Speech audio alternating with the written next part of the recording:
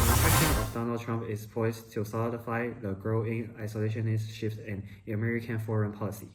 The former president ran a campaign that promised to be tough on China in several key ways. First, Trump plans on resuming his trade war with China. He has promised a 16% tariff on all China-made goods. During his campaign, he often claimed that China manipulated its currency and flooded the U.S. market with cheap goods, harming American manufacturing, and flooded the U.S. Regarding national security, Trump often accused China of posing a significant threat to the United States, citing issues like cyber espionage and military expansion in the South China Sea.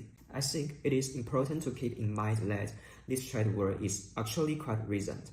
Trying to make a profit abroad, and to do so it was necessary to gain control of the global economic system. Trying to make a profit abroad, and to do so it was necessary to gain control through international organizations such as the IMF and World Bank, but also by securing the global infrastructure.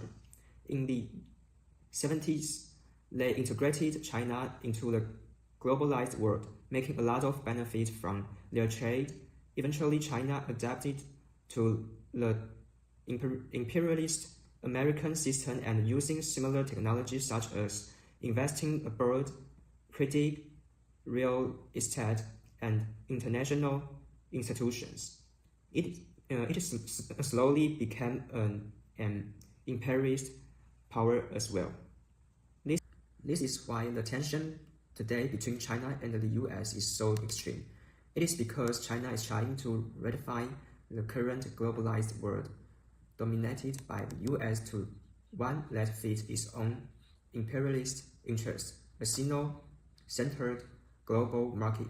Of course, the US is aware of its decline and they are not going to let go of the fundamentals of the property and hegemony that easily. And I mean, this is part of Trump's slogan, make America great again.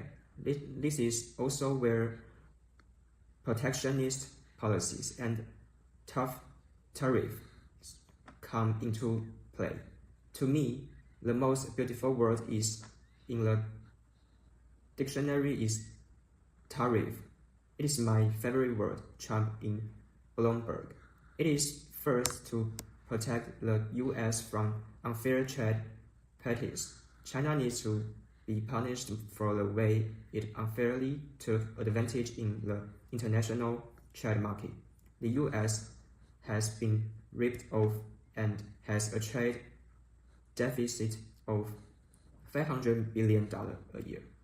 The US has consistently imported more from China than it has exported to China.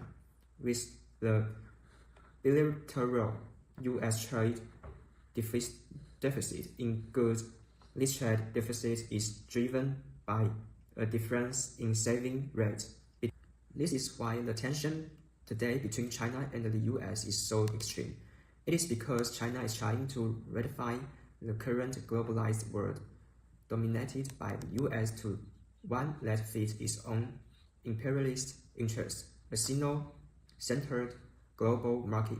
Of course, the US is aware of its decline and they are not going to let go of the between the US and China. Chinese households save more than 30% of disposable income of average, compared to 7% in the US. It also would allow Trump to generate new federal revenue that can offset his proposal tax cuts. Trump has promised tax cuts to relieve the middle class, even though most of the advantage are for big companies and super rich. Trump has even more tax cuts planned, which would inevitably lead to a gap with less money coming.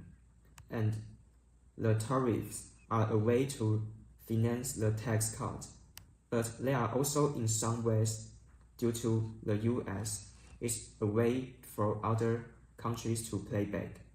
There is also the problem of intellectual property theft and forced transfer by China, which Trump argues has cost $300 billion.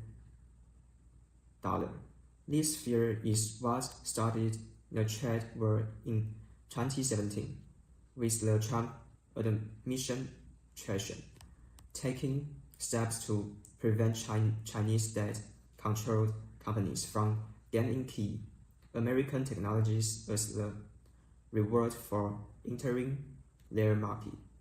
Initially, there was a belief that China would develop a private economy that would prove compatible with the WTO system, but it wasn't the case, and now there is a major worry that the fast technological improvement of China could make them powerful enough to challenge the U.S.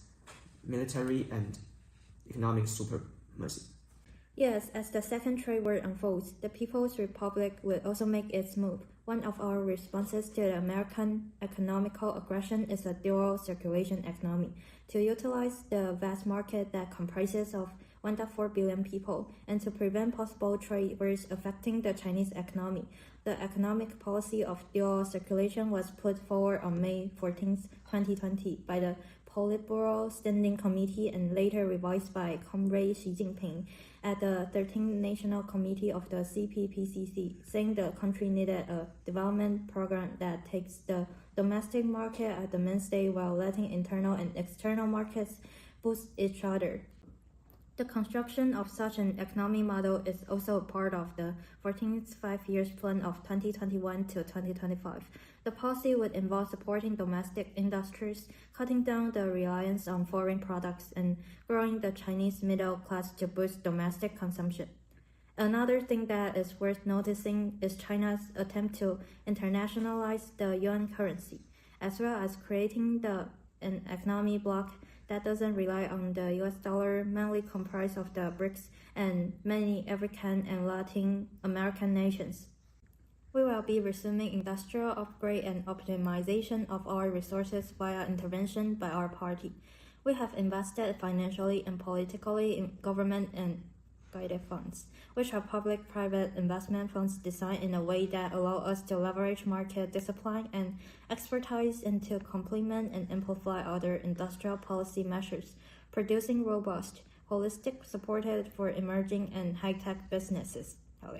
The funds have many advantages over traditional industrial policy mechanisms and are unquestionably helping mobilize capital and other resources for new businesses and emerging technologies, like the NEV industry, crushing the Western market with cheap cars that work just as well as those produced by European automakers.